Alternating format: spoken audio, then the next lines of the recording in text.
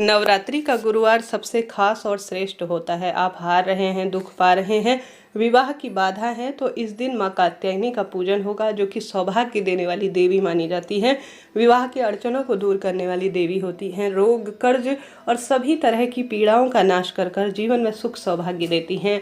जैसा आप जानते होंगे, आप सभी को कात्यायनी माता का घर के मंदिर में विधि विधान से पूजन करना है और यह सरल सा उपाय करने का प्रयत्न करना है। कार्य बहुत छोटा है, परंतु इसके अद्भुत लाभ वेद शास्त्रों में कहे गए हैं। सबसे पहले आप कोशिश करें कि इस दिन उठकर अपने घर में धन लक्ष्मी को आमंत्रित करने के लिए हल्दी मिश्रित जल जरूर छिड़के। घर पर भी अगर हल्दी मिश्रित जल छिड़कते हैं माँ कात्यायनी के पूजन के दिन, तो यह शुभ माना जाता है, क्योंकि माता को पीले रंग की वस्तु बहुत अधिक प्रिय है। पीले रंग के कपड़े आप भी धारण करें। इस बार दुर्लभ और श्रेष्ठ संयोग हो रहा है कि माँ कात्यायनी के पूजन के दिन विशेष तौर पर गुरुवार हो रहा है। ऐसा दुर्लभ संयोग बहुत कम बार होता है और इस दिन आप सभी सर्वश्रेष्ठ और शुभ योग में कोई ना कोई श्रेष्ठ कार्य करें। इस दिन आप सभी को पीले रंग के ही कपड़े पहनने हैं। माता भवानी को, माँ कात्यायनी को भी पीले रंग के ही कपड़े धारण कराने हैं। नहाने के पानी में एक चुटकी हल्दी जरूर से आप डालें और मस्तक पर भी हल्दी का तिलक लगाते हैं तो अत्यधिक शुभ और श्रेष्ठ माना जाता है। उपाय कैसे करना है ध्यान से सुने और अंत तक बने रहें। विधि विधान से अपने घर के मंदिर में पूजन करें। घर के दरवाजे पर हल्दी मिश्रित लंबी बत्ती का दीपक लगाएं, जो कि बहुत अधिक श्रेष्ठ माना जाता है।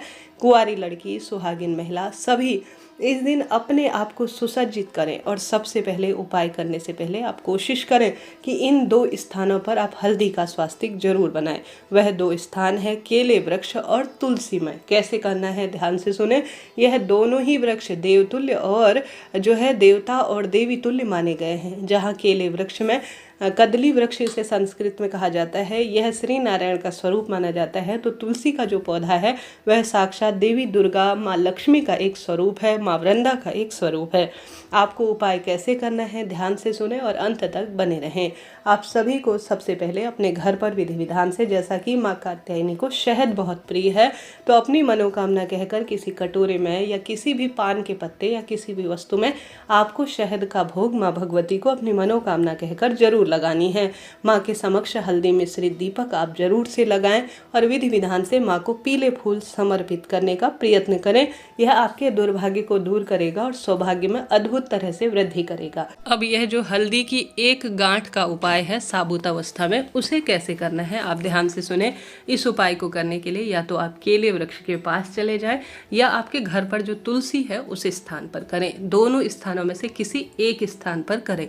आपको इस उपाय को करने के लिए साबुत एक हल्दी की आवश्यकता पड़ेगी और आप सभी को थोड़ा कच्चा दूध, जल और एक चुटकी हल्दी की आवश्यकता पड़ेगी। साथ ही आपको यहाँ पर लेनी है या तो लंबी बत्ती या गोल बत्ती। ध्यान से सुनिएगा उपाय कैसे करना है। यह उपाय आप नौकरी के लिए कर सकते हैं, विवाह के लिए कर सकते हैं, शीघ्र विवाह के लिए, रोग, कर्ज, पुत्र पौत्र का वरदान या जो आपके मन में इच्छा है वह कहते हुए करें। ओम श्री विष्णवे नमः या ओम महालक्ष्मी च विद्महे विष्णु पत्नी च धीमहि तन्नो लक्ष्मी प्रचोदयात् इस मंत्र का जाप करें। यह सामान्य सरल तरीके से ओम नमो भगवते वासुदेवाय इस मंत्र का भी आप जाप कर सकते हैं। तो या तो आप केले वृक्ष की जड़ में करें या आप सभी जो है तुलसी में कर सकते हैं। अपना नाम गोत्र बोलते हुए सबसे पहले आपको लेनी है एक साबुत हल्दी की गांठ। हल्दी की गांठ में सबसे पहले आप रोली, चंदन, मौली, अक्षत सभी चीज़ें समर्पित करें और उस मौली में आप एक कच्चा सूत बांध दीजिए। एक जो कच्चा सूत होता है जिसे वस्त्र रूप में हम सभी समर्पित करते हैं, वह आपको बांधना है हल्दी की गांठ में। चाहे तो एक ही बार गांठ लगा दीजिए, चाहे तो 3 बार लगा दीजिए, इच्छा आपकी है। इसके बाद आपको पूजा की थाली में ही इसमें रखना है। रोली, चंदन, मौली अच्छी तरह से छिड़क लीजिए। पूर्वाभिमुख होकर यह कार्य करें। सबसे पहले आप सभी को जल चढ़ाना है। कच्चा दूध मिश्रित हल्दी, तुलसी या केले वृक्ष की जड़ में जहाँ भी आप कर रहे हैं वहाँ आपको समर्पित करना है। उसके बाद आप सभी को हल्दी जो पाउडर रूप में लेकर गए हैं उसका एक सुंदर सा छोटा सा स्वास्तिक आप बना लीजिए। उसके ऊपर जो आप दीपक लेकर गए हैं वह लगा दीजिए। अपना नाम गोत्र बोले और जो इच्छा है वह सोचते हुए कि मुझे यह चीज़ प्राप्त हो, वह कहते हुए आप उपाय करना शुरू करें। जैसा आप सोचते हैं वैसा आपके साथ होता है। जैसी आप इस ब्रह्मांड में परिकल्पना करते हैं, जिस स्वरूप में आप मन में सोचते हैं पूजा पाठ करते समय, वही आपके साथ घटित होता है। तो आप पूरे विधि विधान से बड़े विश्वास से कार्य कीजिएगा। आपने कच्चा दूध चढ़ा दिया, हल्दी मिश्रित जल चढ़ा दिया, आपने स्वास्तिक बनाकर दीपक लगा दिया। अब आप सभी को 11, 21 या आप 7 परिक्रमा जितनी आपसे हो पाए अपने दोनों हाथों को जोड़कर तुलसी या केले वृक्ष की करें। ठीक है जी, यह कार्य आपको करना है। संभव हो तो आप तुलसी या केले वृक्ष की जड़ में भोग जरूर समर्पित करें। चाहे तो गुड़ चने का भोग समर्पित कर सकते हैं, जो कि सबसे सुंदर और सौभाग्य देने वाला होता है।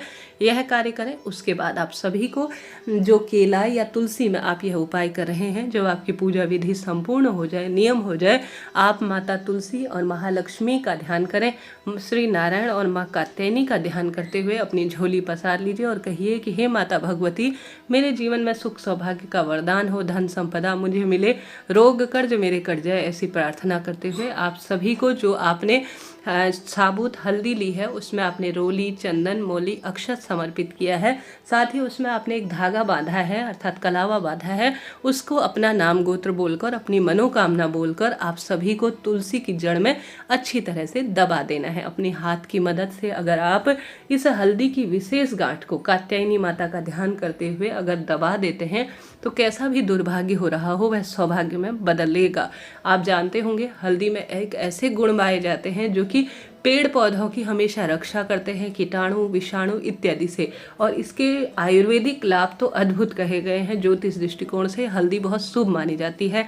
तो यह जो है बहुत छोटा सा सरल सा उपाय आपको करना है। एक पैसा नहीं लगेगा परंतु लाभ आपको देखने को मिलेंगे। तो इस उपाय को करिएगा, लाभ तो आपको होना ही है। पूरे दिन भर में रात्रि तक कर सकते हैं, बस शाम को 5 बजे बाद जल नहीं चढ़ाया जाता तुलसी में, उपाय आप कर सकते हैं। जैसे पूजा विधि नियम करने के बाद हल्दी की गांठ आप दबा दीजिए, लाभ तो आपको होना ही है। तो यह कार्य आपको करना है। इसके बाद बढ़ते हैं अन्य उपाय की तरफ। जैसा कि आप सभी जानते होंगे यह दिन सर्वश्रेष्ठ माँ कात्यायनी की पूजा के लिए जाना जाता है। जैसा मैंने विदित कराया, शहद का भोग लगाएं, गुड़ चने का माता को भोग लगाएं, लाल वस्तु अनार का भोग लगाएं। माँ को यह चीज़ें प्रिय हैं। माता हर स्वरूप में सुख सौभाग्य का वरदान देती हैं, विवाह की अड़चनों को दूर करती हैं और जीवन में बरकत देने वाले कार्यों में माता जानी जाती हैं। तो आप सभी को यह कार्य करना है। शाम हो जाए तब आपको अपने घर के दरवाजे में दीपक लगाना है, केले वृक्ष की जड़ में दीपक लगाना है। इस दिन गुड़ चने का आप जो है गौ माता को भी जरूर खिलाएं। गुड़ और चना और केला गौ माता को आपको खिलानी है। कन्या को भी अगर गुड़ चना और केला आप नवरात्रि के विशेष दिन में दे देते हैं तो यह भी शुभ और श्रेष्ठ माना जाता है। तो इस कार्य को भी आप नवरात्रि की श्रेष्ठ तिथि में करते हैं तो लाभ तो आपको होना ही है। आशा है, उम्मीद है कोई ना कोई एक उपाय आप करेंगे। पीले फूल आप शिवलिंग पर श्रृंगार करें, घर के मंदिर में विधि विधान से पूजन करें और शिवलिंग पर आप सभी जैसा कि चंदन, पीला फूल और गुड़ का टुकड़ा जल के लोटे में आपको डाल देना है। बृहस्पतिश्वर महादेव की जय कहते हुए, क्योंकि अर्धांग है महादेव की माता रानी, तो इस कार्य का इस दिन में बहुत अधिक महत्व है। तो शिवलिंग पर सबसे पहले आप जो आप लेकर गए हैं हल्दी, और कहने का अर्थ है माफ करें, पीला चंदन और जो गुड़ और पीला पुष्प जल के लोटे में बृहस्पतिश्वर महादेव की जय कहते हुए घर के शिवलिंग पर समर्पित कर दीजिए। उसके बाद आप सभी चने की दाल हल्का सा घोल सकते हैं, कम ज़्यादा जिस स्वरूप में भी करते हैं। अपने दाहिने हाथ में चने की दाल लेकर धीरे धीरे आप चने की दाल 11, 21, 51 जितनी अपनी इच्छा है उतने लेकर आप शिवलिंग पर धीरे धीरे समर्पित करने का प्रयत्न करें। यह कार्य बहुत सुंदर माना जाता है और चने की दाल स्वर्ण के समान होती है। जो भी इस कात्यायनी माता के दिन में शिवलिंग पर बृहस्पतिश्वर महादेव का नाम लेते हुए चने की दाल समर्पित करता है उसका सौभाग्य जागता है। हर हर महादेव।